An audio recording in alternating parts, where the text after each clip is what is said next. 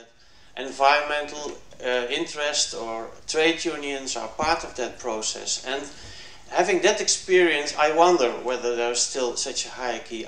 For my organization, Forest Stewardship Council, we have very strict rules about how we involve environmental organizations, trade unions and companies all together in process. There's no decision without having a majority from all those three groups. And at the national level, this gets replicated once more. So I wonder whether ISO shouldn't have also this kind of minimum rules about participation in elections and composition of the groups that are actually taking decisions about standards. That's great. Okay, let's take those first. Panel, I encourage you to answer the ones that may have been directed specifically at you as opposed to tackle them all, because otherwise we won't get any more questions in. And if you haven't had any, then perhaps the other questions, so looking at partnerships at national levels, collaboration even in design of standards. Should we start with you, Carlos, as there's a mic down your end? All right. I'll try to tackle one or two of them. I think there were some other ones that are maybe more particular to other panelists. But I think the first question mentioned the input of stakeholders in the design of standards. I think just to tell you what we do, I mean, we update, our code is updated every 3 years, and that engages with stakeholders, governments, others. Anyone can actually make a submission and that is voted upon. And I think one of the neat things of the way we work is that then that's implemented throughout the supply chain. Certainly in the electronics case it has been, because we have all levels of that supply chain, and we'll see how we work now in the other industries. So I think that's an important piece of that. I think the question on the business case, I mean, that's always the cost benefit, I think it was. I mean, that's, you know, we're tackling the impact. We're trying to figure that out as well, trying to figure out how we can measure impact of a lot of this work. It's not easy. It's something that we've been trying to do. I think one of the things, and I guess kind of we call it the secret sauce, or one of the things that we're able to do within at the ICC is, again, it's also the leverage that our members are driving down their supply chain as well. I mean, a lot of these have procurement relationships and things like that, so they're able to improve the working conditions within some of these factories by kind of coming together. And it's not in a negative fashion, but it's in a way to kind of remediate and improve and kind of bring everybody up on this journey of continuous improvement. So I would just stress that while, you know, getting an exact metric is not easy, and we are working on it, and have been actually for some time, but certainly don't underestimate the ability of leverage, you know, within these kinds of groups, and I'm sure others have that as well. But. Great. Christian? Yeah, I'm going to cover the same two identical questions. Just an example, when I look at us, I mean, we have a ratio of 8% of food and 92% of non-food. And what we learn from, as we are engaging stronger into the food area, that a full-blown BSCI audit doesn't work for small producer. As such, we came together 18 months ago and started a project that we call the SPA, the Small Producer Assessment. We are on the absolute finishing line. The discussion right now is whether it's 35 employees or 50 as a threshold. But again, similar as you said, I mean, we identify programs or challenges in this context, and then we thoroughly discuss it with the relevant sort of experts within and outside of our own organization. I mean, there's a lot of expertise among our 2,100 members, and then are in a sort of position to swiftly implement those, run pilot projects, and then roll it out.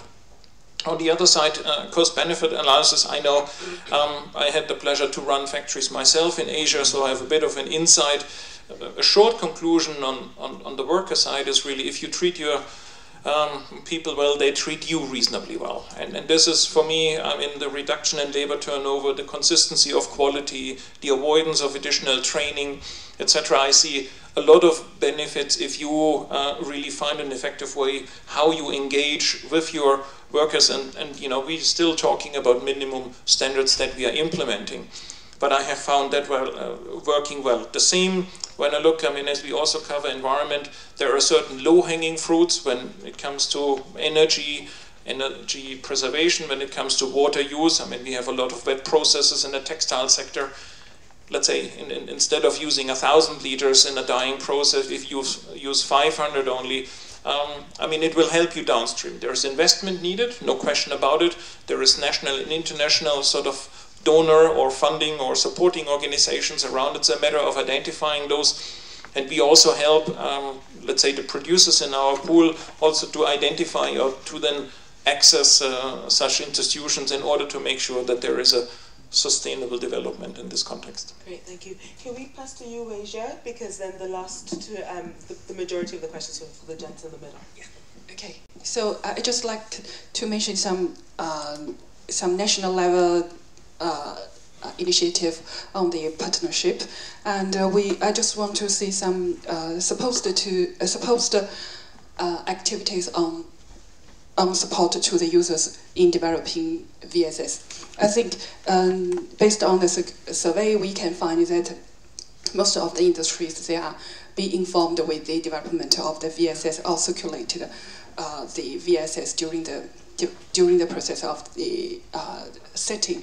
But I think there are some questions for them. First one will be, are they aware of the importance of these standards, and then they have ability to participate in the setting, and then they should make some comments and to make sure these comments be included into the new version of the standards. I think these 4 points are the main tasks for the capacity building, our process. Can you speak a little to the question about sort of the importance of standards at national level, and where that being the space where it really matters most for there to be coherence? Actually, in China, I would give a small minute for the status in China, because SAC is the national standard body of ISO, and it works as a national committee. In China, we do have some mirror committees of each sectors in China, and for these mirror committees, we also take care by each sector of the industry, and as well as with the VSS and or some association standards also be taken by these associations or industries. So normally they are be taken care by the one or two similar associations or organizations. So I don't think there will be too much coherent problems in China. Yeah. Thank you very much. Okay, thank you. So let me address the cost benefit, the ISEAL and ISO cooperation and chain of custody, the FSC comment at the end. So cost benefit, I mean, much was already said. I also believe that maybe donor agencies, also regulatory measures, simply to stimulate, to make it cheaper to internalize the environmental effects and make it easier for companies to go for more sustainable solutions is probably the way to go. The other question is, what is the alternative in the longer term? Is there really an alternative? Also, I mean, investment in maybe more sustainable technologies may be also an investment that may pay out at a later point in time. But okay, you need an upfront investment. But I would in generally say, although you have to look into it different cases, that there is in the longer term probably not really an alternative. Then secondly, ISEAL and ISO. I try to point out in my presentation, basically ISEAL already participates in ISO as a liaison organization in a limited number of projects. For example, there was the project about the food chain of custody was mentioned before, but there's also a generic chain of custody project in ISO, where you look at basically how to organize a chain of custody, what kind of information at a generic level do you need in order to manage a chain of custody, independent of the particular chain of custody of the specific, let's say, products you are processing.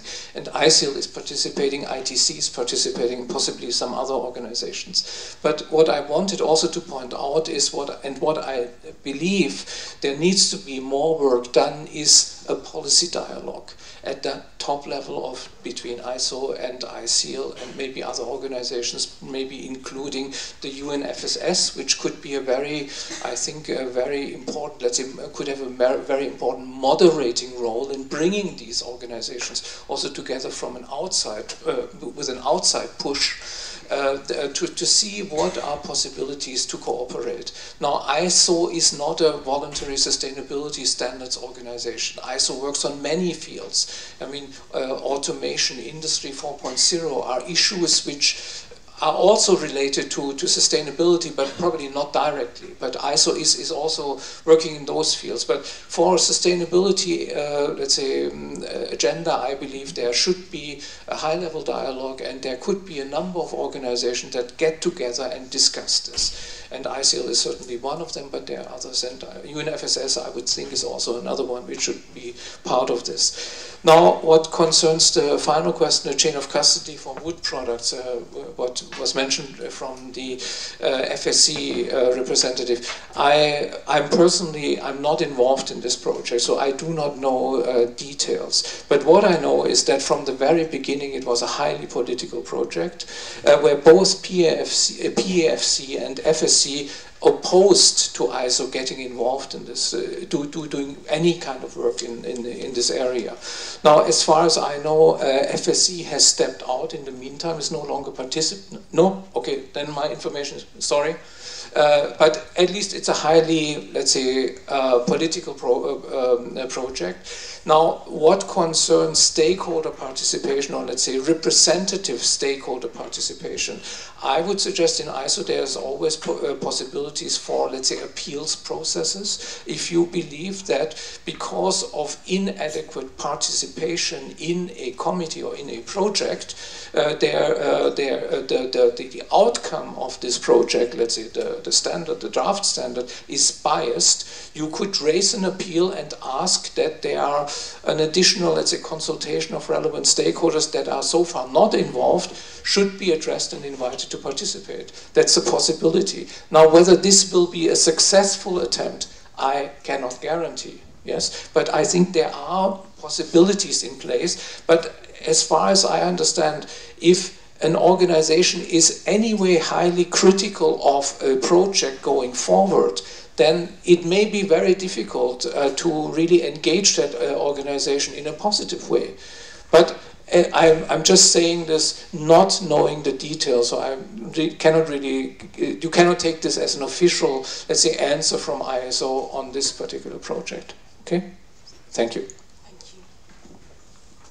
Thanks. So just to add to Reinhardt's comments about ISO and ICL, I think clearly ICL's decision to become a liaison partner with ISO is one where we do see that there's overlap and potential for collaboration.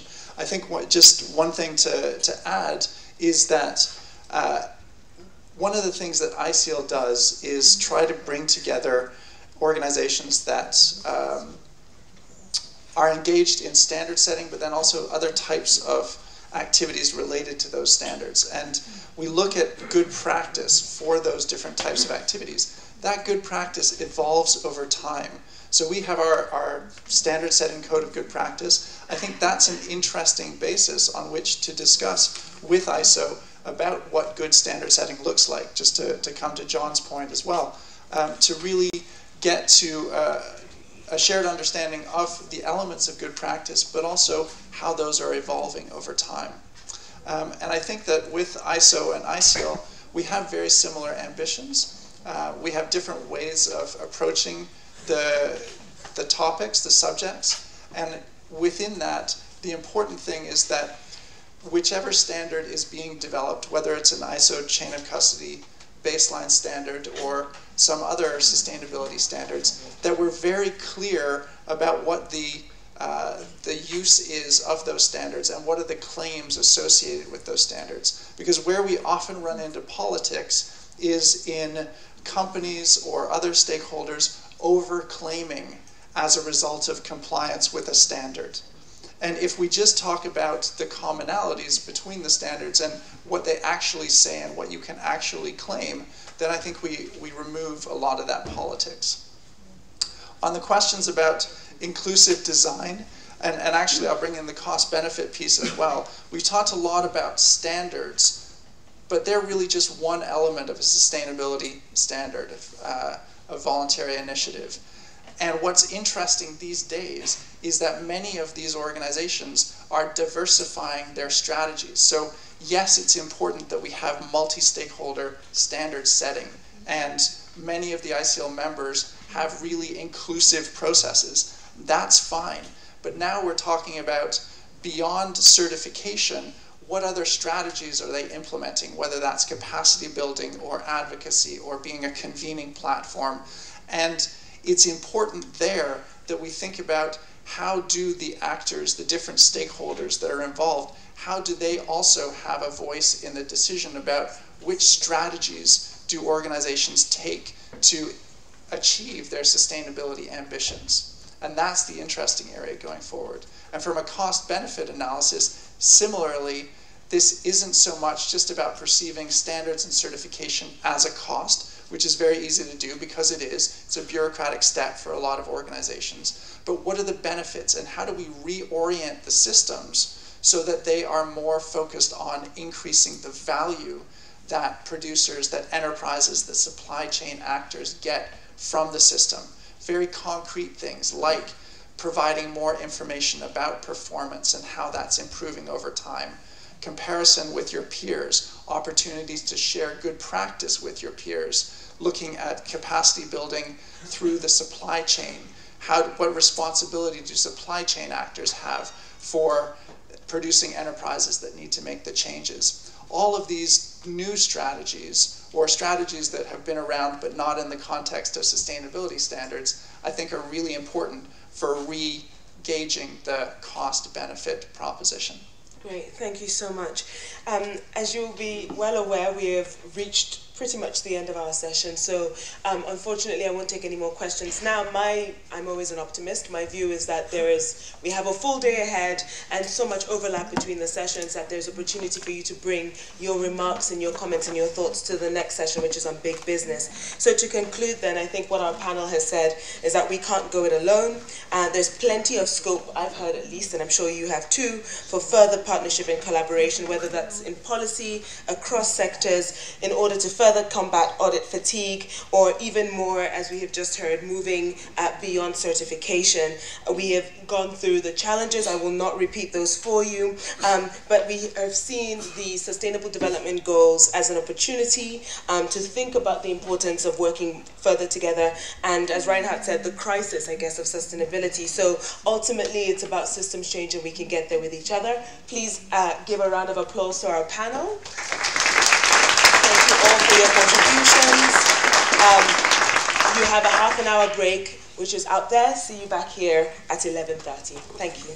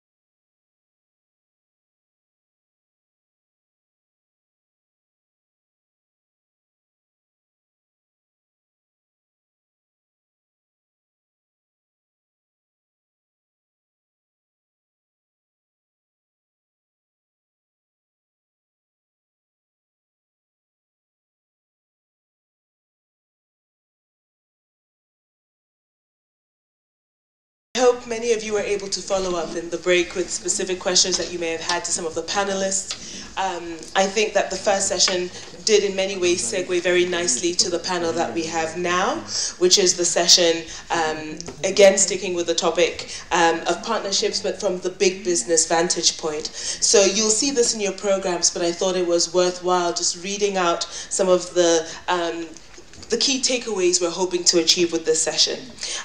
We hope that from the things that you will hear from our esteemed panel, you'll get a better sense of the role partnerships play in developing and in delivering towards the global goals for sustainable development. Specifically for business, how can they leverage partnerships to increase standards harmonization and compliance? And we also want to know, obviously, as always, keeping it practical, what are people's practical experiences? What are the initiatives they've been involved with? What does success look like? Dare I say, what does failure look like? And so what are the lessons that we can learn from that? And building a knowledge base as we progress the day. So then, as I've done previously, I'll start by introducing our speakers left to right. We have Rogério Correa, who's the desk officer of the Brazilian Platform of Voluntary Sustainable Standards with the Brazilian National Institute for Metrology, Quality and Technology. Welcome. Next to him is David Lawrence, Executive Director of AIM Progress. Next to him is Nick Major, the President of the European Feed Manufacturers Federation. To my right, Matthew Reddy, Director of Forest Solutions Group and Climate Smart Agriculture, World Business Council for Sustainable Development, and Sylvia Wisniewski, Managing Director, Finance in Motion, Eco Business Fund. So please welcome them all to the stage.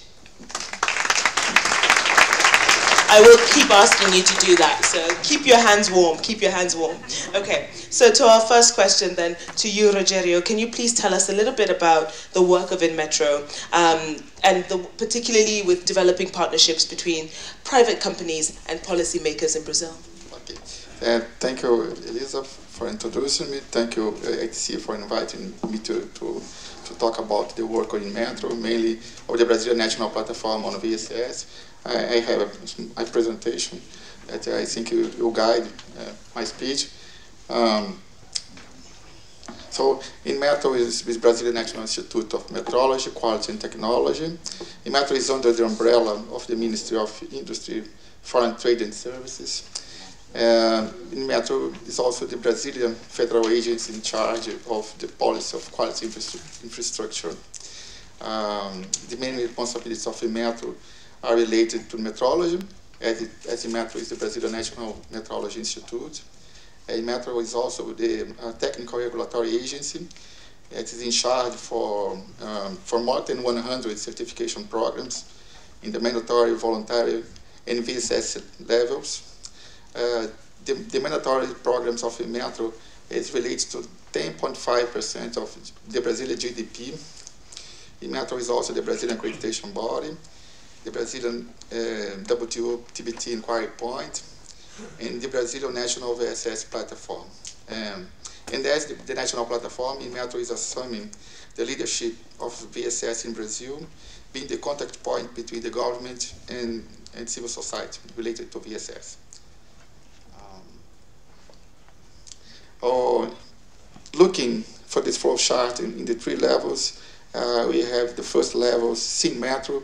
InMetro is the conceptual system of quality infrastructure in Brazil. In the second level, we have CONMetro, is the Council of Ministry, of 10 ministries, plus the Confederation of Industry, Agriculture, Trade, the Brazilian National Standardization Agency, and the Brazilian Consumers Institute. InMetro is in the third level. InMetro is the executive body of CMetro, of the system, and of CONMetro, the Council of Ministries. An important chain of communication of this system is the advisory committees, is in the baseline. And in that we have the Metrology Committee, the Conformity Assessment, the Standardization, the Código Alimentários, the Regulatory Committee, and the Technical Barriers to Trade Committee, where the National Platform is under. So, coming from the channels of communication, the traditional channels of communication of Inmetro is publicly with his audience, the Brazilian society. The traditional ones, the hearing directorate, the working groups in technical committees under the technical regulation and accreditation fields, the regulatory agenda, the sport alert system, the national system of information of consuming of assistance, the advisory committees of Comitro, as I have said before, the program of analysis of products, it's a very traditional one, and the two news channels of communication, the Brazilian National Platform on the BSS, and the working group in the steering committee of the national platform.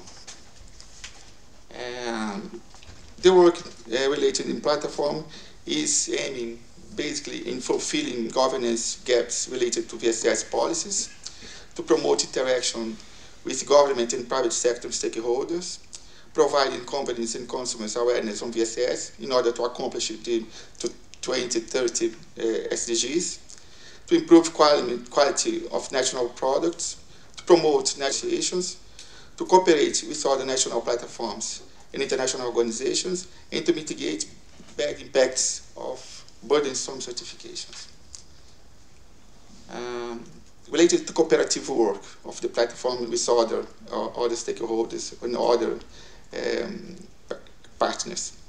At regional level, and we can say regional level in South America and Central America cooperation, through the working group number 3 of Mercosur, of the agreement AAR8 of ALAD. ALAD is the Latin American Alliance of Countries.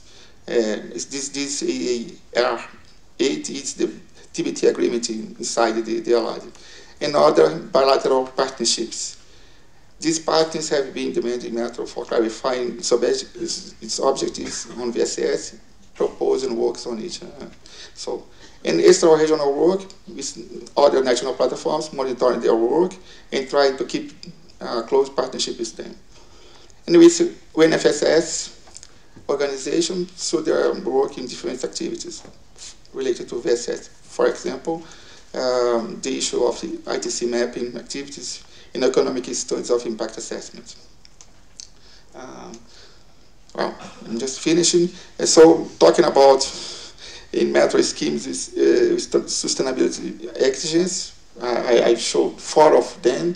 The scheme of global good agriculture practices, the GAP, the program, the production integrated Brazil.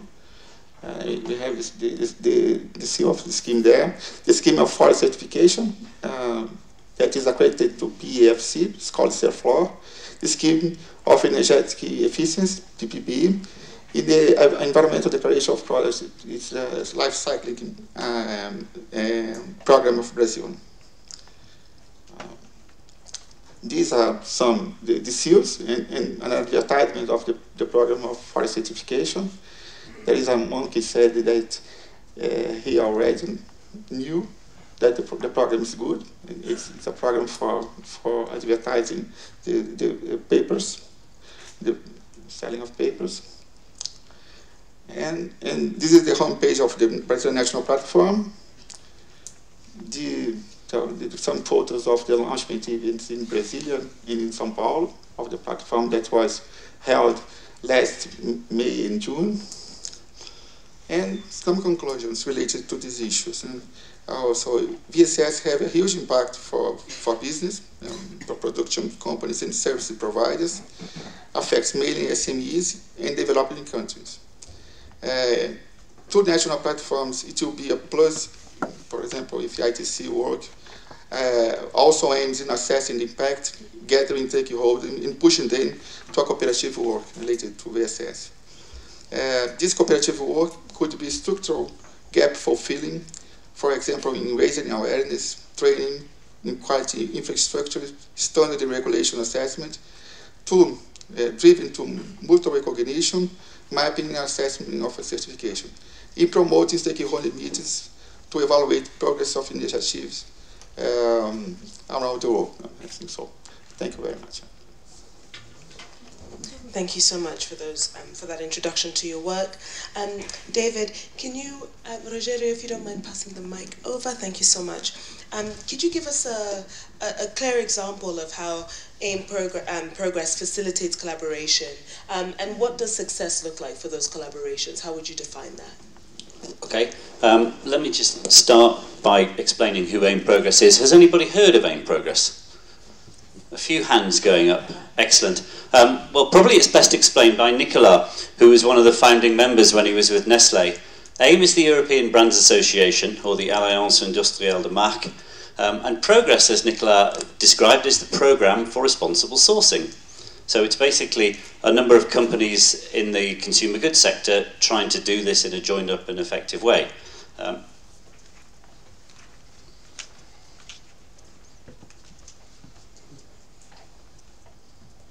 we go. Or more easily put, there's the pictures of some of the brands who you may recognise.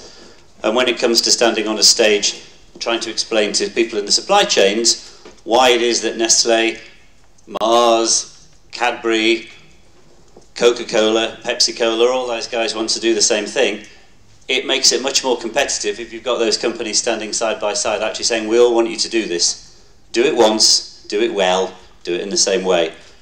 And by keeping it simple like that, we have a chance of keeping things much more effective. So what are we trying to do? Well, when the conversation started at a conference a bit like this over a cup of coffee, a number of companies in some of those originating organisations recognised that they were pretty much all looking for the same assurances, asking the same sorts of questions, to similar sorts of standards, using similar sorts of systems. So why couldn't we just do it all in the same sort of way? And that's how the concept was born about 10 years ago. And I think a couple of the most successful things that we've learnt was firstly not to create a standard. Really important fundamental starting point. We decided we weren't going to spend 2 or 3 years because we talked to a number of other organisations who were on a similar journey. We said actually we'll just mutually recognise what everybody else does. Because when we looked at everybody else's supplier codes in these branded companies, they were over 90% the same. So why create something new? Yeah, sure, you've got some differences. One company might make some slightly more chemically orientated things, some others might make, but 90%'s the same, guys. So let's not have a standard. And actually, let's not have a platform either. Because there's a lot of good platforms out there already, and we don't need another one of those. So I think really as a sort of starting point to this is keep it simple, mutually recognise, because the biggest factor in partnership is leveraging what you have in common, not what you have as your differences. Everyone can always find differences, and that's what the lawyers love worrying about. Leverage what you have in common, because that can take you a huge amount away, and that builds a way of working that can really take you places. Really great, thank you so much. Nick, let's see if you can build on that. Keep it simple. So, can you tell us about fostering competition within European feed manufacturers, particularly those major players? What are some of the common, well, we talk about the common obstacles, but how do we identify then, taking on what we just heard David say, some of the opportunities for collaboration and making the most of those? Yeah, well, thank you for the introduction, and again, thanks to ITC for the invitation to be here. As we talk about partnerships, FIFAC is a trade association, so we're a slightly different organisation to some of the ones that you've already heard about. We've been around for nearly 60 years. I just want to say something about the main pillars of our vision, because they'll relate to the question that you asked a moment or two ago. We have 3 pillars. First of all is feed safety. I mean, we are in the food chain, so effectively feed and food safety will always be our top priority. The second pillar is animal nutrition. I mean, fundamentally that is what we do. So we're animal nutritionists, and we sell feed to livestock farmers. So we're in the animal protein supply chain, one that is under quite some scrutiny for its environmental impact, and also the role of nutrition, for example, in the reduction of antimicrobial resistance, AMR. And the third pillar is sustainability, unsurprisingly. The newest of our areas of activities, but still been around for 3 or 4 years. And there's 2 key elements to that. One is the responsible sourcing of raw materials, and the other is reduction of greenhouse gas emissions, or monitoring them. So to come back to our structure, so we are an association of associations. So our members are actually the national associations, and the national associations have the individual feed companies that represent them. So when we're looking to develop initiatives on some of these feed safety or on responsible sourcing of raw materials, as a trade association we have to stick within our mandate. Because if you take something like soy, responsible sourcing of soy, for example, across our European members, there'll be those for whom responsible sourcing of soy is all about deforestation. For others, it's not about deforestation, it's about, say, pesticide residues. For others, it'll be about the social and ethical issues associated with or feed security, importing 90% of what we use. And for some of our members, it's an emerging issue, or it's no issue at all. And actually, they'd rather we didn't talk about it at all, because we're raising attention to something that they would prefer us not to. So what we tend to do is, and it's already been mentioned, we like coalitions of the willing. So what we do when we want to try and develop something, we put a group of national associations and member companies who are able to take us forward at a rate which our members will allow us to do. And that's proven quite successful and is a model that we will continue to develop. But actually, for a trade association which has traditionally been a lobbyist, and still that is clearly the core of what we do, we're lobbying on legislation. But in some of these issues like sustainability, actually they're not legislative issues. They're more about supply chain development or societal acceptance, or etc., etc., etc. So coalitions of the willing is a structure that we found to be very successful for a trade association. Fantastic, thank you. Well, I'm looking forward to sort of unpacking that a little bit more. But over to you now, Matthew. From the work that you guys do at WBCSD,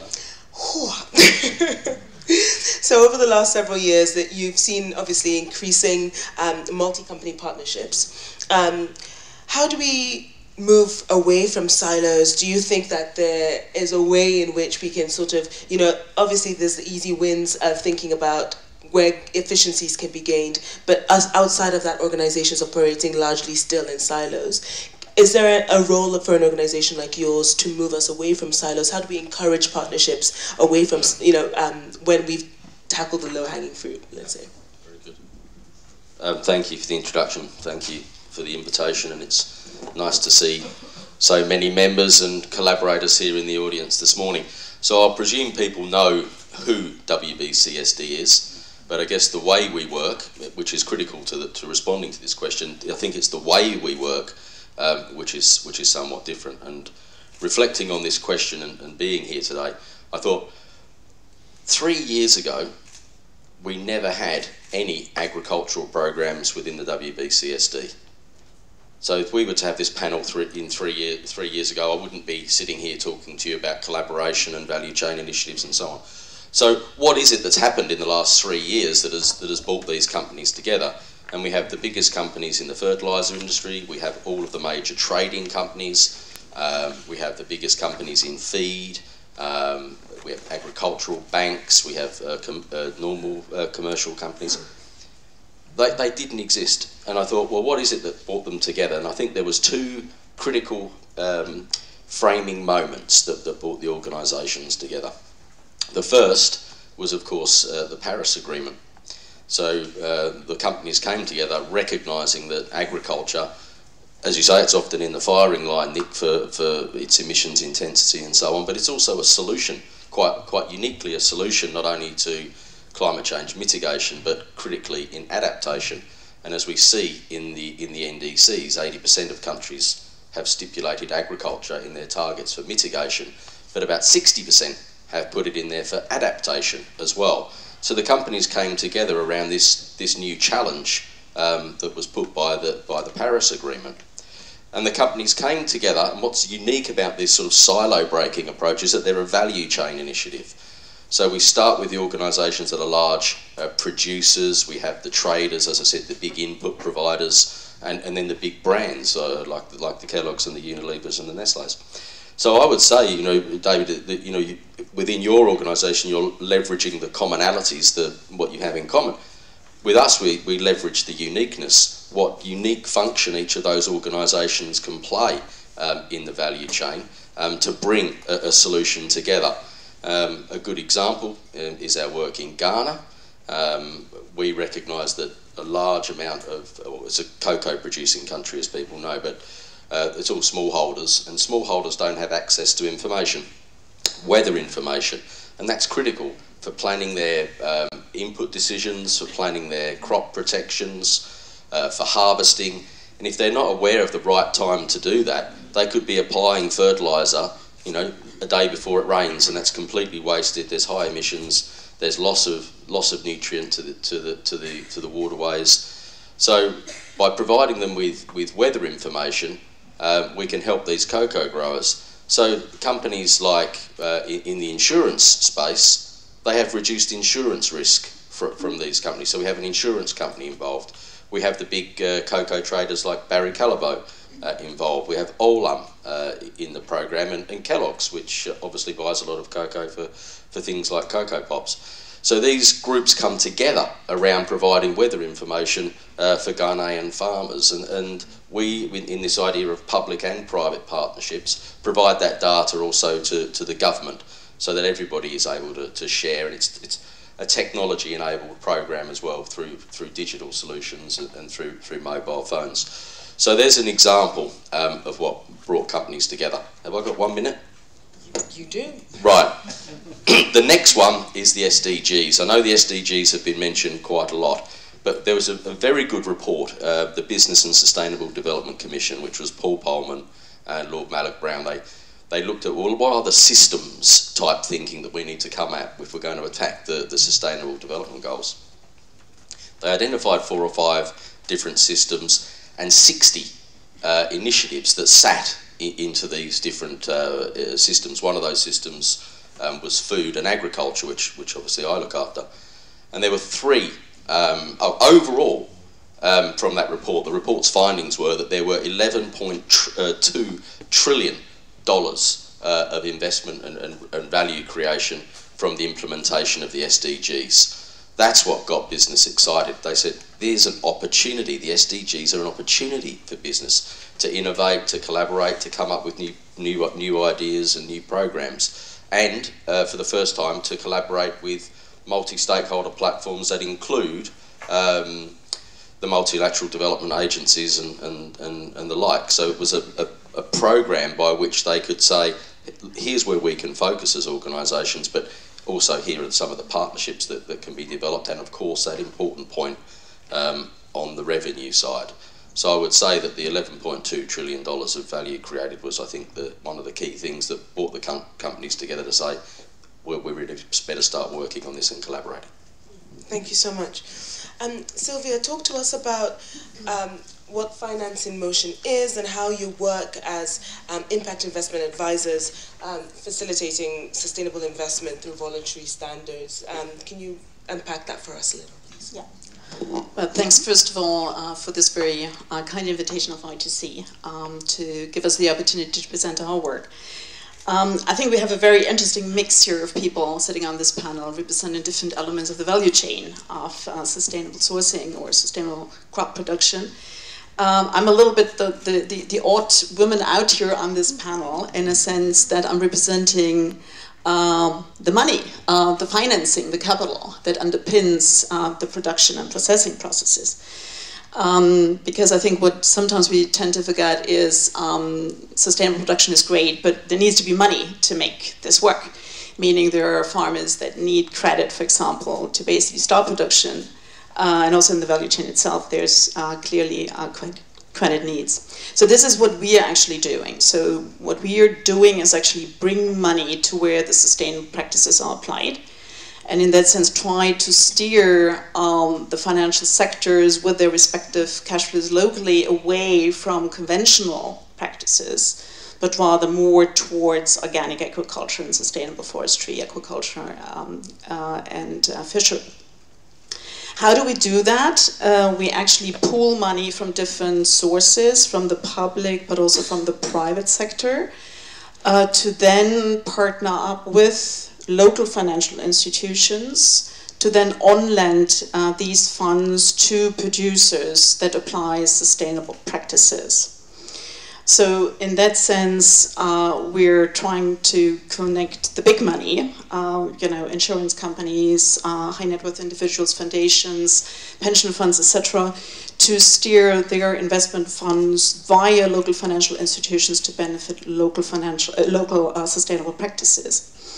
And obviously a banker is not very good at being an environmentalist and biologist. So if you would talk to a banker, how do you make sure that the money goes where it should go, they will look at you and say, well, I have no idea how to distinguish a sustainable producer from a conventional farming producer. And this is where the sustainable criteria and standards come in, because we use this actually as an eligibility criteria. So our funds are applied by the local financial institutions by making sure that these producers hold certificates. These certificates are pre-selected, so we did a major screening exercise to really select those standards which we find most credible to fulfill conservation and biodiversity positive impact. So we're currently operating with 24 different labels. So the leverage that we see there is a leverage of the different, let's say, financial players from the, let's say, big money investors via the local financial institutions and piggybacking on the sustainability standards as basically eligibility criteria for our funding. We're also in discussions, obviously, with the big purchasers, Starbucks, for example, Nespresso, and so on, to see whether we can, for example, bring in their contracts as collateral, for example, to also facilitate the financial intermediation. So this is one level of leverage we have. The second level of leverage is when it comes to mobilizing private capital for this kind of venture. And you see up here a slide which illustrates the capital structure. What we do here is we have different layers of capital which represent different risk-reward models. And probably there are very few bankers here in this room, I guess, but I assume we have a lot of consumers here of cakes. Perhaps hands up those who know the typical German Black Forest cherry cake. Oh, okay. Looks good. At least we seem to be good in one export product now that our course miserably failed. So you know that this cake is constructed by different layers. So you have the biscuit layer, dark layer below, and then comes cream, and then comes a little bit of cherry, and again a biscuit and cream and so on. And this is the same here. Generally you would eat probably this cake from top to down, starting probably with this very nice cherry which is on top, and then eat down to the dark biscuit which is the bottom. How this works here is that these different layers present different risk protection levels, which means we collect these funds, pool these funds of these different layers, give them out in the form of credit lines to local financial institutions. And if assume one of these credits would not come back, they're not being repaid because of a failure of an institution, it would eat into this lower end here of the capital cake into the junior shares, which is comprised of public funding. So this is where the donor funds actually sit in. So they serve basically as a risk cushion to these capital layers which are higher up. And the private sector generally comes in these top level layers under the senior notes and subordinated notes, which is a debt instrument, which means it's going to be paid independent of how well economically the fund is doing. So even if there would be losses or operationally there would be a loss during a given year, you as a private sector sitting on top of this cake, you would be assured to get your capital back and also to get the income paid on your investment. So you have a risk protection system. So the lower capital layers protect the upper capital layers, and you have an income protection, which works the other way around. So if you sit on top of the cake, your income is being secured, while the lower layers actually, in that sense, take a risk, because in case the fund would not be operational profitable, they would basically accept that they're not going to be paid. In terms of how well this is functioning, I'm very happy to report on that. We also have here Karim Ochi from KfW, who represents BMZ, who was the first investor into the junior share, and actually who together with KfW has kicked off this initiative. And he also represents KfW in a way, sitting in this senior share layer. So this is, I think, a very interesting model because it pulls in private capital. And the other nice thing is that the public funds also get revolved, which means it's not just sitting there somewhere as a guarantee, which is not used in cash terms, but it's continuously used and the money is being revolved. So I think in that sense a very beautiful model where the public sector precisely plays the role of the risk taker, while the private sector comes in to leverage on this public capital. And you see the distribution, more than a third is already being provided by the private sector. Thank you. I think that's probably the best analogy for use of a Black Forest Gateau I have yet to see. So, especially talking about finance, I think you sweetened the pill there very well. Okay, let's go back for a second round of questions, please. Rogério, it was interesting to hear you talk about Inmetro, and I would imagine that as a Brazilian organization, you work quite closely with regional organizations. What does it look like, and what are some of the challenges but also opportunities from where you sit to build more international collaborations? Are there any? And you know, what have you found in your experience of trying to reach out beyond your region? Yes. Thank you, Liza. Indeed, look, indeed, Inmetro as a Brazilian government agency, it looks like recognition of its programs of certification. So it's important for its clients, its Inmetro clients, to be recognized, that the certification schemes of Inmetro be recognized worldwide. So Inmetro works in partnership regionally and with other instances in the world. For example, with IAF, ILAC, for chemistry assessment with OCDE, for example.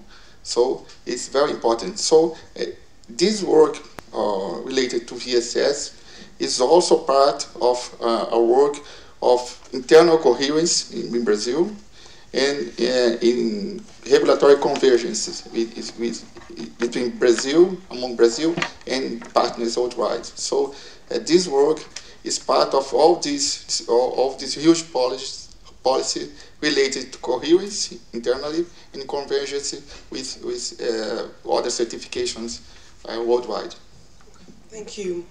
Excuse me.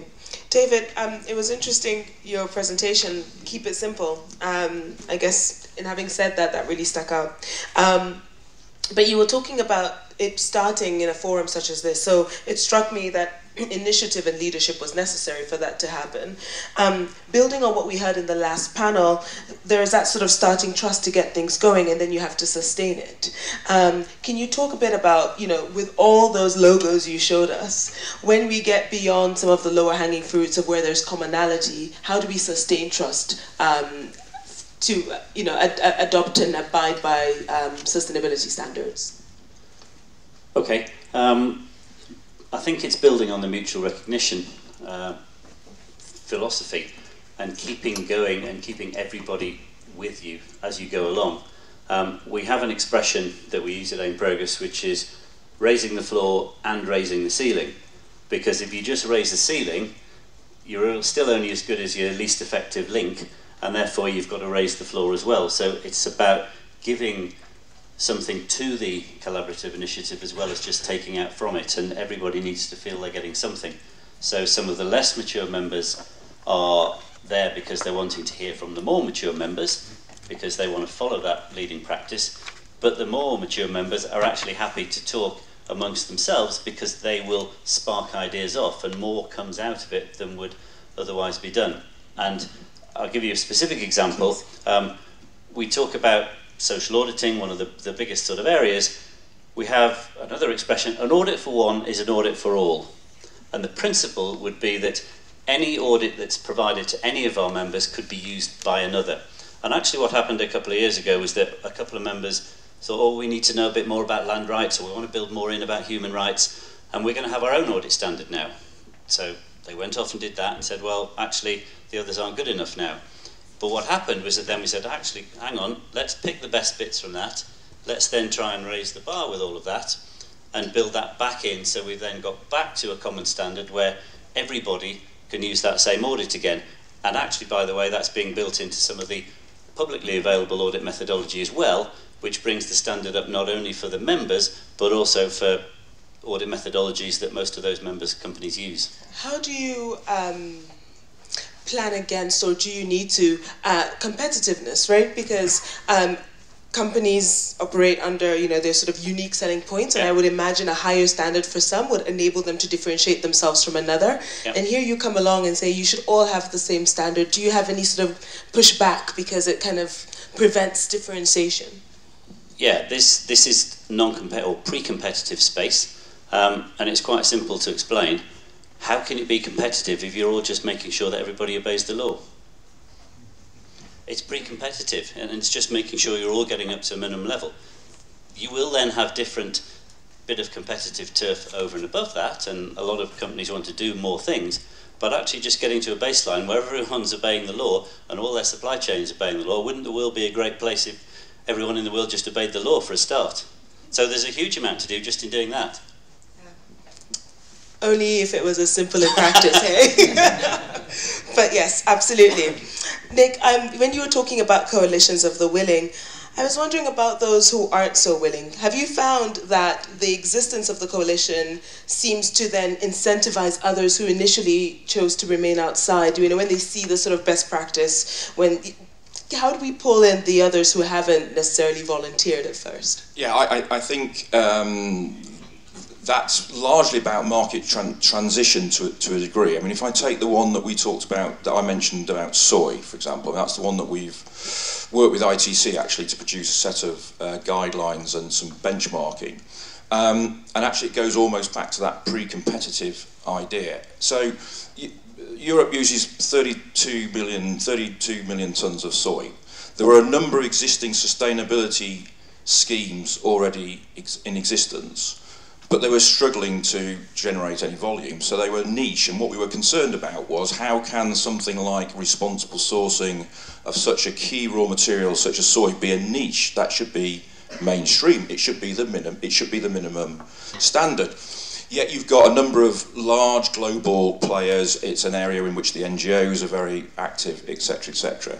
So from FIFAC, remember, we're a trade association, Coalition of the Willing established that independent benchmarking system which ITC provided us. And what that has allowed us to do is to bring those scheme owners who benchmark themselves, not FIFAC, benchmark themselves against the guidelines. What that's allowed them to do is to move from what potentially was a niche, 1 or 2 million tonnes, to what we now believe is 7 or 8 million tonnes.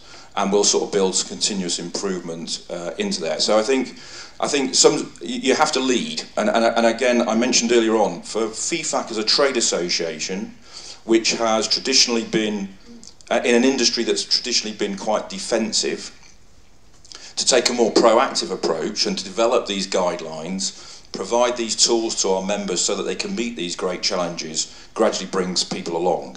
And certainly in areas of sustainability, then what we find is, as I mentioned, that there's sort of different speeds at which our members are approaching this issue. But what you tend to find is that in some countries, these issues will be a higher priority. But the other countries, it soon emerges as an important issue. So to some extent, you have to have that coalition of the willing to lead and develop the market for others. And finally, there's one other area that we're going to work on, which is different because it's highly regulated, and that's feed safety. So that's less about, if you like, market transition than sort of transparency, mutual recognition, continuous improvement, etc. So I think it's just trying to provide that leadership role and bringing others with you. Yes, thank you. Matthew, I wanted you to talk a little bit more when you mentioned systems thinking, because that seemed a fairly innovative way of approaching sort of a view of the landscape and then what businesses needed to do. Where is the role for standardization in that? Can it help towards the achievement of those goals as have been identified through a systems approach? Yeah, we certainly think that standards and standardisation is a crucial part of what we do, and within our organisation many members adhere to various standards and protocols and the like. What we tend to do is be agnostic, and we recognise that all standards have their value. We don't try and sort of promote one over another. But in doing so, we recognise that they all have their limitations, and so we need to work beyond standards. For example, many standards cover things like single commodities. They might cover something like soy or cocoa, whereas our members, and especially as I explained, we're working in a value chain with lots of different interests. They prefer to take a much more landscape level approach where we look beyond single commodities. We recognise the value of, say, forest certification, but we recognise that in any given landscape there's going to be more than forest. There'll be people undertaking cattle grazing, undertaking water programs. So we try to look for the more landscape level approaches into which standards are incorporated. So things like water stewardship. I think the Alliance for Water Stewardship, there's a standard, I think that's part of the ICL Alliance. That would be a very good example of how we can work with all stakeholders within any given catchment, regardless of what their interests in water are. So a water utility, working with a farmer, working with a cement company. So it's one standard but can bring in different players within the landscape instead of being a water utilities association or something along those lines. So taking a broader landscape view is the approach that we take at the WVCSD. Thank you. Sylvia, you were talking about, you identified and showed us a model there, and it was clear why that could be of value to sort of for bankers. Or how can that model be applied to smallholder farmers or smallholders or SMEs even more broadly, and provide them access to voluntary standards? Well, I mean, first of all, I would like to highlight that, we're agnostic to the financial institutions we're working with, and also agnostic to the producers that they're financing. So in that sense, we try to cover a very broad set of different players. So we have there, big banks which are largely focusing on export industry.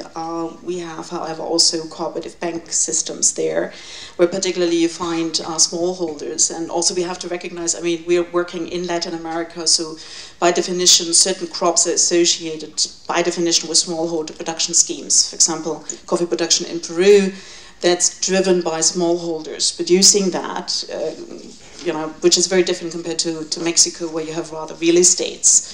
So by definition, when we go into certain markets, we have to finance those that, basically make up the group of sustainable farmers, and there we have many smallholders. The issue, though, is twofold. On the one side, we still hear that for smallholders it's very difficult to pay for that.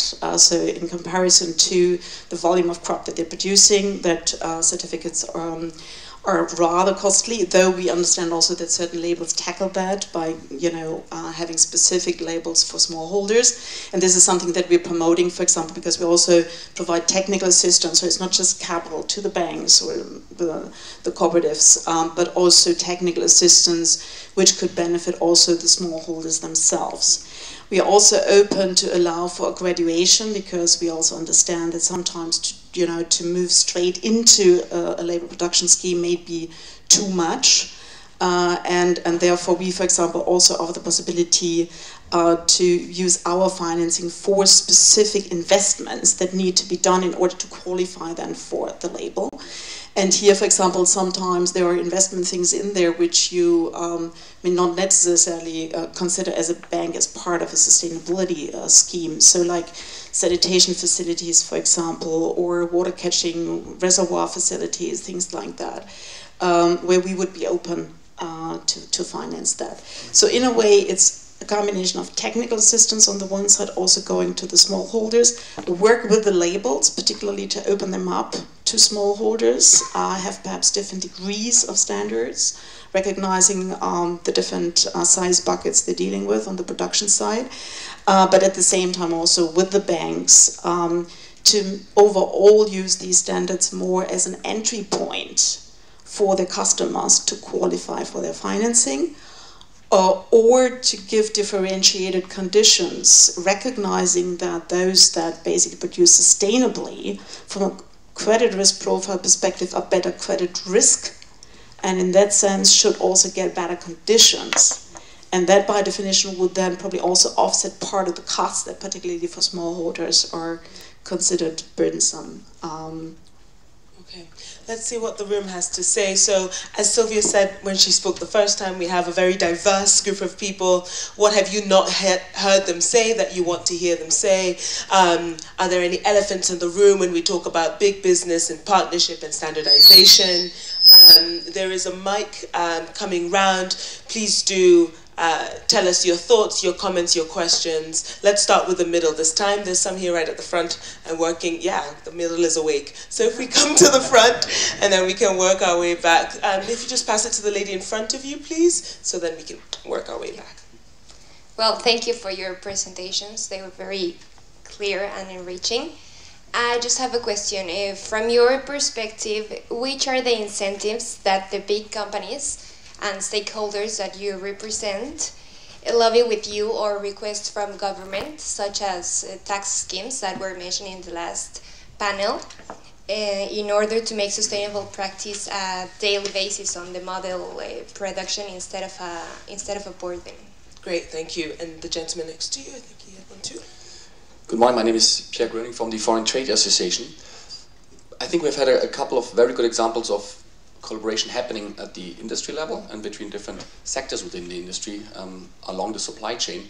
What we see also these days is that there is an increasing, let's say, interaction by governments and publicly run initiatives, which kind of one could say are added to this very broad and complex field of sustainability standards and systems.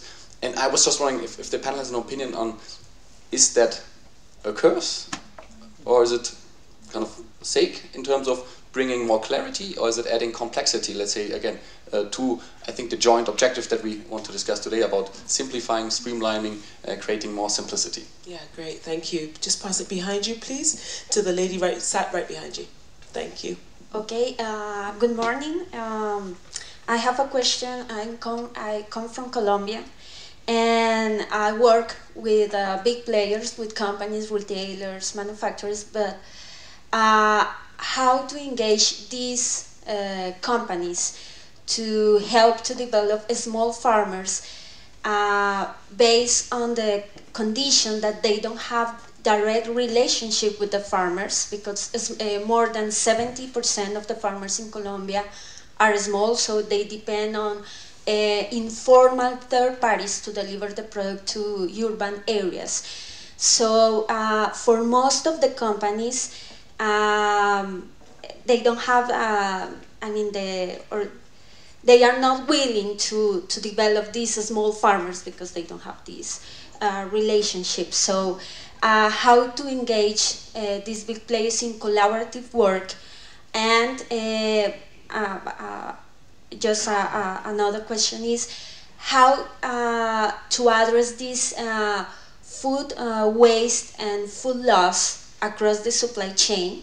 It has to do with the previous question, because in Colombia more than 60% of the food waste across the supply chain is in the first mile, so to speak, is related with this agricultural products. So for companies, this is not like a critical point in this moment. So how can we help to develop these farmers and at the same time reduce food loss and food waste with the help of big players? Thank you. Okay, let's try and take more. If I can ask you to be concise, yes, if we go this way to the back and then we'll come. I'm committed to having 2 rounds of questions, so if we can please be concise with our questions, and I can take as many of them as possible. Thank you. Yes, Just Just 2 points. One on the Sustainable Development Goals. We've talked a lot about them. The important thing, we think, I work for UN Environment, is actually to drill down to the targets. There's a specific target on sustainable food production systems. There's a target on water efficiency. There's a target on energy efficiency. There's a target on food loss and waste in the Sustainable Consumption Production Goal. The UN is in an interagency process to define indicators for all of those targets, which will drive governments on this. But I think, I hear a lot of talk about SDGs, but few people actually get down to the grain of individual targets. And I think this is something that would be nice to explore in the course of these 2 days, because that's where the real meat is, and that's where the policy incentives will come. Once we have those indicators, they will drive the actions of government, including, we assume, regulatory policy. Sure, thank you for that comment. Okay, to the lady there. Thank you to the panelists. My name is Kelly Haralish, and I'm with Fair Trade International. And in terms of the elephant in the room, I think one of the issues that we're facing is seeing our commercial partners setting up their own standards. And it would be good to hear, it was great to hear that that was one first decision from one of our speakers and their network, that that was a no-go area, but we see that growing, and also regarding government setting up. So how did the panelists see this pros and cons of that? You see there's a drive, there's a push from the SDGs, from legislation, UK Modern Slavery Act, etc. But also now there is a duplication of work. It's not recognized, or it's taking a lot of the work that others, the sustainability schemes have developed through the years.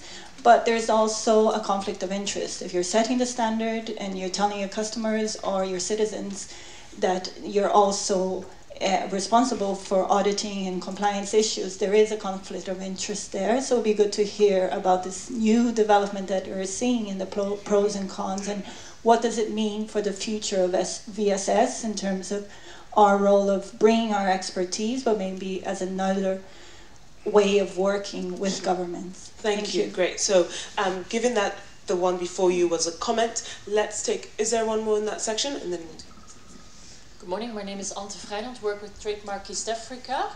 I want to make the link with a few questions of last session.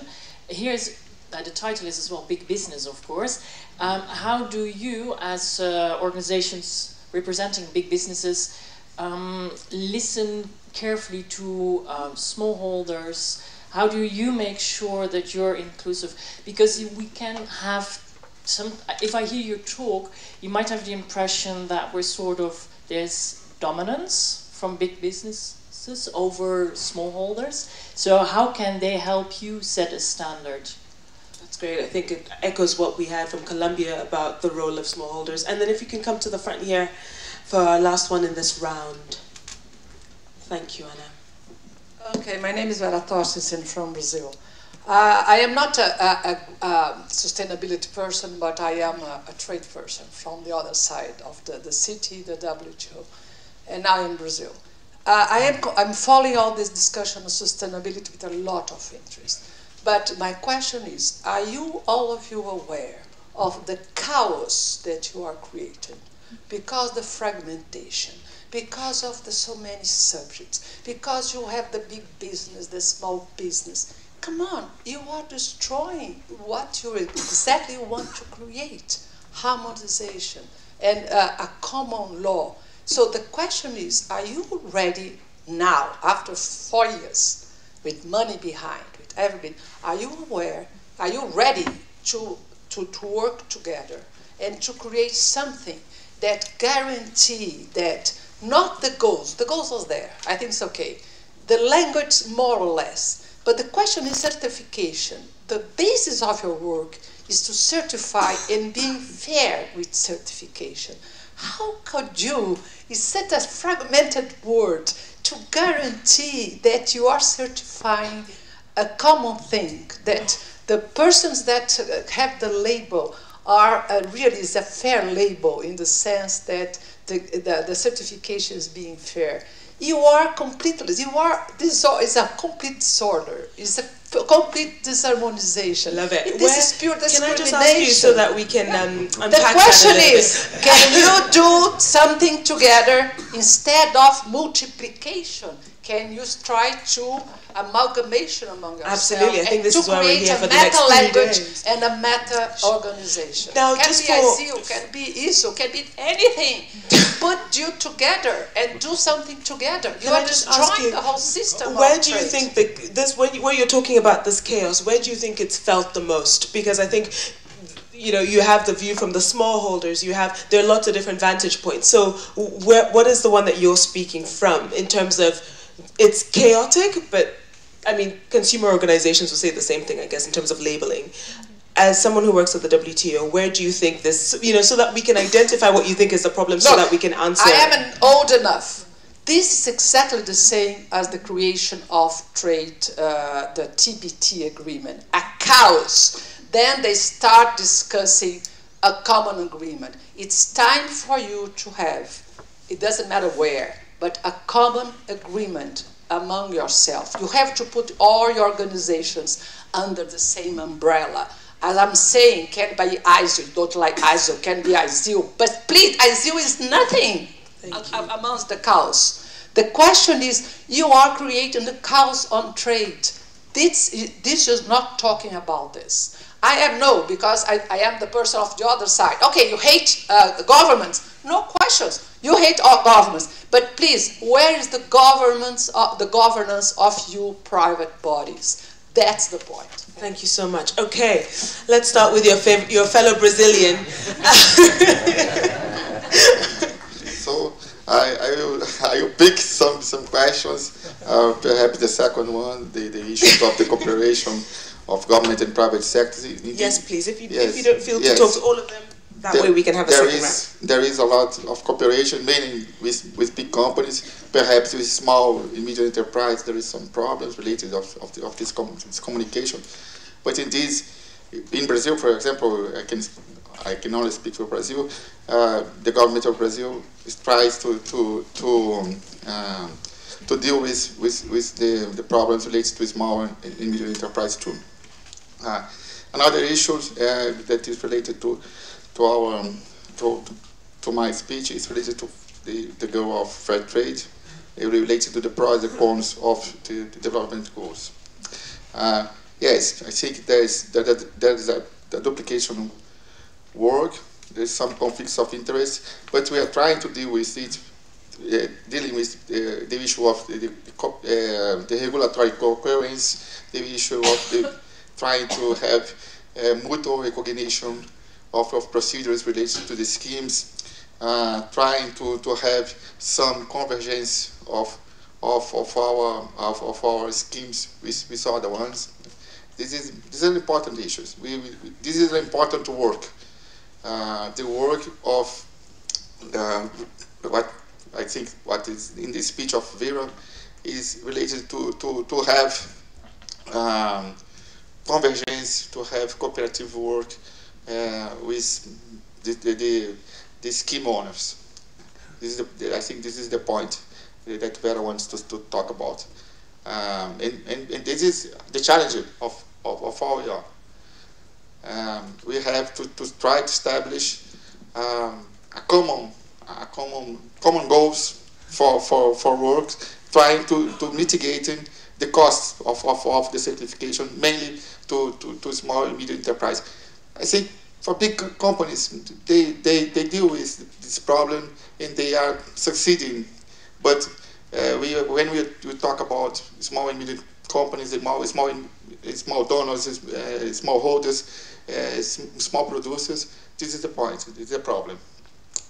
And I think so. This is the point. Thank you. Wow. I think 3 words came to mind: convergence, transparency, and recognition. So let me say a little bit more about those. If we never create another standard ever again, I'll be delighted. I look at Standards Map regularly. I recommend it to countless people because the ability of that platform to actually map what's common, building on what's common, and actually be able to pick stuff, I think is fantastic. So if we can find more things like that keep us going, then that would be great. I think transparency is very important, and whilst it's tough, and all 10 companies who were targeted in the Oxfam Behind the Brands campaign are AIM Progress members, and we had Oxfam in the room and had that robust conversation, and whilst they might not like it as brands, it drove a huge amount of change as a campaign, and it has driven a lot more transparency in those organisations, and I think those organisations have understood that and want to do more of that, and again, the more transparency we get around that, the better. And I think then reward and incentivisation, picking up some of the smallholder point and how you engage more people, sharing best practice, but then recognising the people who are doing it really well, and whether it's showcasing them by some awards or whether actually it's just rewarding them with a longer term contract, finding some ways to engage more people and reward them in doing that to the right objectives. The targets are necessary, the mechanisms need to be there, the measures, but having a measure to reward people rather than to beat them up with it would create drive the right behaviours. And can you speak a little, I'm sure might come a bit up more with some of our other speakers, this idea of partnership down the value chain, and is that through reward? How do we make sure that the brands that you who are part of your organization are talking as far down the value chain as possible? Sometimes those chains are very complex in identifying those organizations. Sure, it's not easy because the commercial relationships have to be maintained and people need to be accountable for what they're doing, and your buying power as the big organisations further up the chain then gets diluted as you go down that chain. So there is a desire to influence, to do that, and I think it has to be just by showing leadership and sharing what those companies who have got more resources are actually doing, and whether it's writing guidelines, running training courses, or connecting the communities of best practice further down the chains. There are different ways of doing those sort of things. If I can respond to two of the questions. One is just to pick up that one. Again, that's why we use the standards, to avoid this proliferation, that's why we use the standards map, and again, we didn't want to create our own scheme, and we're doing something similar. I've mentioned environmental footprinting. I mean, there's an area where there was going to be, and already was, an explosion of trademarks, logos, schemes, you name it, they were already there. So we've been working with the European, obviously in the EU, working with the Commission on their product environmental footprinting project, and that's all about harmonisation, and that's about making sure that when consumers look at a label, then they know that the methodology that's behind it has been sort of approved by the Commission. I want to come back to farmers because that's sort of our business, and one of the reasons why some of the existing schemes on soy haven't really been that successful is they haven't engaged with the farmers. I mean, it's been a push down approach. It's been all market pull, and so within FIFAC, along with one or two other of our sister trade associations, and working quite a lot with IDH, the Dutch Sustainable Trade Initiative, we've actually got an MOU with the Brazilian soybean producers and the processors, and they have their own schemes which were helping them work towards meeting our own benchmark. So I think one of the advantages that we've seen from the work that we've been doing is indeed to actually engage the farmers directly. And the incentive for them to do that. So it's not all about big business. If you talk to the soybean producers, I mean, effectively, Europe is a large part of their market, and where Europe goes now, China follows very, very quickly, and will be at the same level. And so therefore, effectively, from their point of view, what they're doing is guaranteeing their future markets. So I think engaging directly with the farmers is also very important, and something which some of the existing schemes tended to overlook. Can I ask you, there were a couple of questions. One was about what do your members, well, any of the panelists, what do they ask of government? And then a view on public-private partnerships. Can you speak to either of those, or should I? Well, just on what we expect from government, I mean, the easiest one is the level playing field, of course, which is always what we ask. And then the other one is which sprung to mind was to connect policy, to make sure that policy is joined up, so connect policy with sort of technical requirements of legislation. And let me give you an example. So I mentioned the product environmental footprint. That's been a 3-year project that we've been running with the Commission to establish methodology for environmental footprinting. So we've done the technical bit. Now what we want now is the policy bit, which then recognises and incentivises and rewards those organisations that have been through that technical process. So in other words, if you are going to make a claim about environmental performance, then that you should only be able to make a claim if you've done a product's environmental footprint. Therefore, you can't make a claim if you haven't done an environmental footprint. And of course, again, the easiest one in the book is if you are importing product from outside Europe into Europe, that the product that's imported meets the same standards as the product that's been produced in Europe. That's probably the biggest complaint that most of us have within the EU. Thank you. Okay. Thanks. Well, I'll try and draw a thread between the targets, some discussions around smallholders, and then again working with government. I'll start with the target. So certainly when the SDGs were announced, and there was a good run-up period, wasn't there? There was quite a lot of discussion, and I think companies, the process, whilst convoluted, did engage a lot of business, and business was quite prepared when the SDGs were launched. And now in WBCSD, 80%, just after 1 year, 80% of our member companies, that's 200 companies globally, report against the SDGs. And we've provided them with a guide on how to do that, and the targets are specifically mentioned. Some targets aren't even relevant for the private sector, and some are specific to the private sector. There's some in food security and so on in SDG 2, especially related to trade.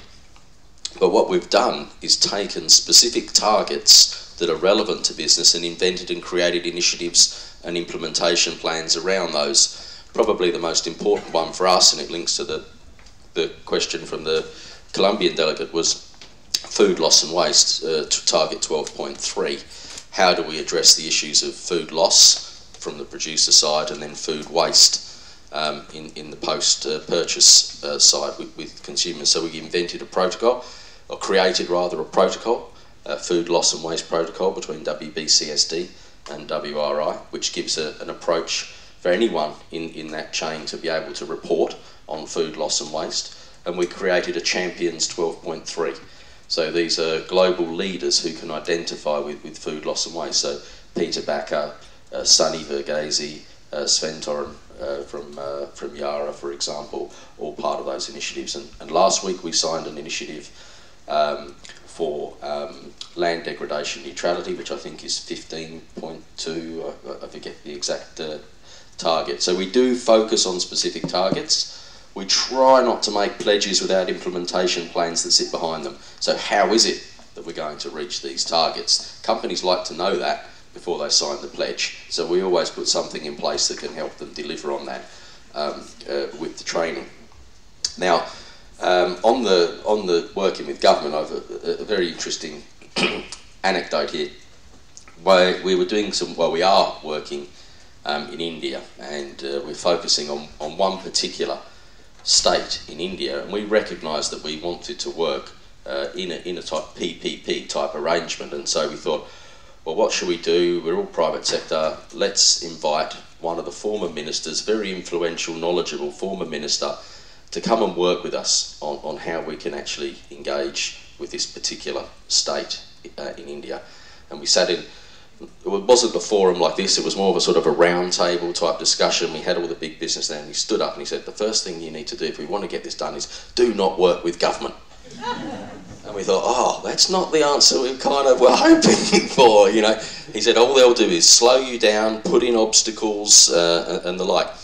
And he said, get it done first as much as you can from the private sector, and once you have things going, then you can engage with government agencies. Perhaps that's something particular to India, but what business would like to see is a harmonised approach to implementation from countries. Certainly where countries share landscapes and resources, So issues that are in Ghana would be almost the same as they would be in Côte d'Ivoire, for example. So we should have more sort of transnational boundary approaches to investment, to programs on deforestation, etc. So that would be our request, is to think beyond the national border and into that transnational boundary context where that makes sense for natural resources. What are your thoughts to the question about duplication of standards and businesses themselves going into that? Any reflection? I would probably like to leave that to the standards experts. I don't profess to share. But there was that point about the interests of smallholders, and smallholder interests are aligned to big business interests. The interests of big business are the interests of smallholders. Big business wants higher yield. They want more product.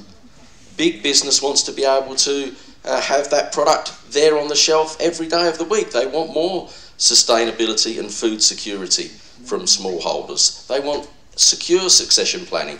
When business makes an investment, say in a rice mill or a pulp mill, these are 25, 50-year investments. They want sustainability and to be able to invest in sustainability.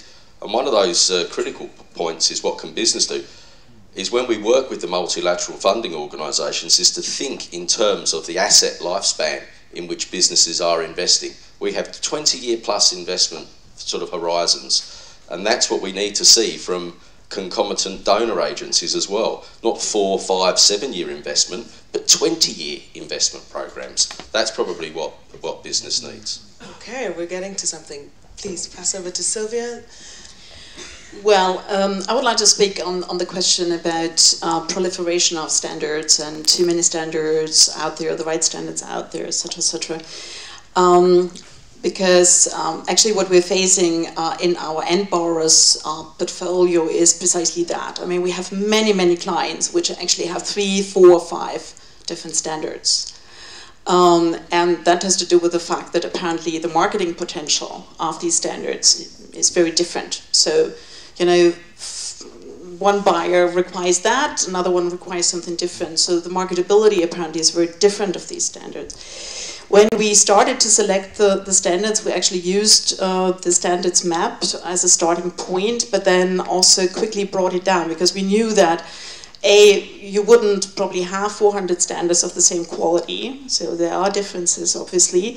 And secondly, from a practicability point of view, I mean, you cannot throw 400 different standards to a banker and think he or she can make use of that. So this is also simply by practical reasons that we had to bring it down to a list of what I said before, slightly more than 20 standards right now that are eligible for our funding.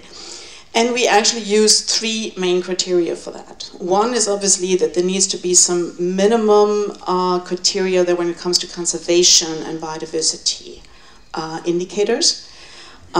Secondly, a key criteria is no deforestation and no conversion of high-value conservation areas. And the third one is relating to what was also mentioned before, transparency, the corporate governance, the internal control mechanisms that are being set up in terms of audit schemes, for example, and third-party verification, etc. We've started exclusively with voluntary sustainability standards, but now had to realize, seeing our portfolio now of more than 500 producers, that received financing from us up to now, that actually we see more and more of these industry-driven or corporate-driven sustainability standards, be it from Nespresso, Starbucks, Nestle, etc. And we started looking at those, but with the same rigidity of the 3 main criteria that I mentioned before. So for us, critical will really be to see how they manage the conflict of interest, how they manage sufficient independency in the results.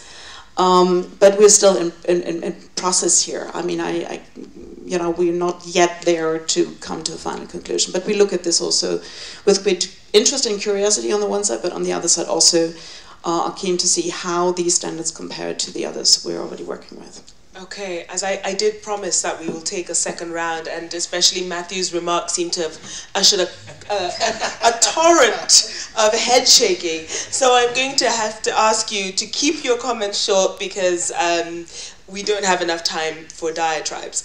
So please take the mic, and there's a hand over there, and we'll take from this side of the room. So if you start with that gentleman, and then we'll work from the back there to the front. I implore you to be concise. Can someone start, please? I'm not going to be concise. Yeah. Or maybe just very quickly, just a comment about the proliferation standard. Let's understand why we have standards. And I fully agree, we have a lot of standards, but I also agree that there is a space for companies to say, okay, I want to set my standards. There's a reality of the whole international governance, why we started. ILO has not been successful in implementing the principles, but all the social standards and all the voluntary standards are based on ILO conventions. So if we think about it, there is a reason why we need them. And there is a reason why in the future there will be no sustainability heads in the companies, because sustainability is going to be embedded in the way we do business. And that's the ultimate goal, right?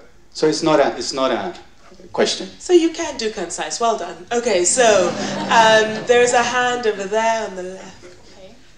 At the back. Good afternoon. My name is Eni, and I'm a farmer from Nigeria. My question, well, two questions for Mr. Reddy. Number one is because you did mention that you're present in Ghana. So my first question is, are you present in Nigeria? And number two, now, talking like, forget about the fact that I speak English, so just look at me like an illiterate. Because we have MSMEs. You've been talking about SMEs, the small. In Nigeria, I'm sure you know Nigeria is the 4th largest producer of cocoa in the world, and we're the 3rd largest exporter of cocoa in the world. So if you're not in Nigeria, I really do not know. Anyway, but now, talking as an illiterate farmer, how does you telling me what the weather is, how is that going to help me meet the SDGs? I'm sure that fair trade lady will over there will tell you they're more interested in, well, that the certificate I'll get from Solar Association is, which is if I'm doing organic farming, if I'm being fair to my the farm hands that I'm using. Meanwhile, because we have a lot of micro and small, we have lots more of those than the medium and big ones. So what you actually do have is you have little pockets of families, like my great-grandfather, for example, who had hectares and hectares and hectares of land of cocoa at Ido in Ibadan. Now, how do you expect my great-grandfather, may so rest in peace, when he will now pass it down to my father, if you can tell me, just don't bother with the policies and whatever everybody else is speaking, because everybody's talking from policy point of view, from government point of view. I'm talking from a farmer's point of view, a micro farmer whose maximum, well, because fortunately, because of this cocoa, because my grandfather was a produce buyer, because of this cocoa, they've sold to the white people, they've educated my mother, which are now passed down to me. Now, tell me, how do I now tell, because it's information dissemination that they need. I know you're going to tell me that. How do I now tell the ordinary school person, say, you know what, as long as you listen to the weather, then you're meeting the SDG. Okay. I didn't realize you had made the direct connection between sort of access to information and the SDGs, but I'm sure you'll work it out. Are there any others then at this side? No? Okay, and then our last question from the lady with the hand up there. Thank you. Nyagoi Nyongo, Fair Trade Africa. This is just a comment, not a question. I'd just like to correct, I think it's Matthew, that the interests of big businesses are not always the interests of smallholders.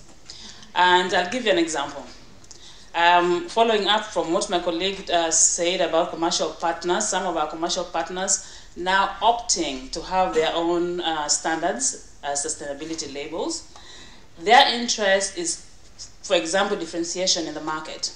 They want to be seen to be making a difference. It's not in the interest of our smallholders, because our smallholders have been in the fair trade system for quite a while, and now all of a sudden, the buyer wants them to have another standard. And that just bogs them down, and the big business are not interested in what is good for the smallholders in a number of cases. Thank you, thank you. Okay, let's start with Sylvia this time. Panelists, if you don't have anything to speak to what's been said, feel free to pass.